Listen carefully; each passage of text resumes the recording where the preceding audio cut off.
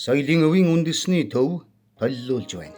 Дорнод аймгийн 3 цагал сумын төвөөс баруун зүгт 60 км орчим зайд Хөцөөгийн хоолойн баруун дэнж дээр дөрвөлжин булш хүн чулуу хадны зураг зэргээс бүрдсэн бүлэг дурсгал оршино.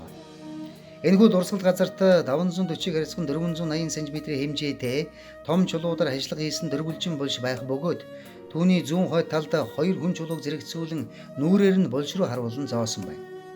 Эхний буюу хойд талын хүн чулуунд хүний нүүр, нүд, хөмсөг, хамар, ам, эрүү хацрыг мэдэгдэхүйц товойлгон дүрсэлжээ.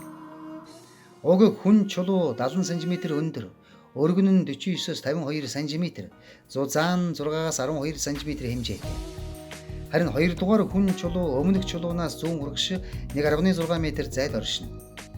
Энэ хүн чулууны дүрслэл маш бүдгэрсэн байна. Хэмжээ 58 см өндөр, 46 см өргөн, 21 см зузаан байна.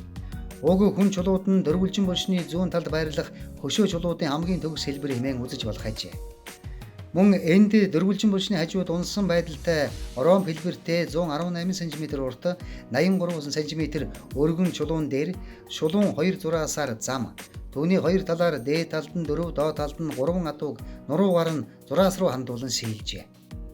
Энэ хадны зураг нь Монгол орны төрлийн дурсгалын зүүн зах нь болох юм.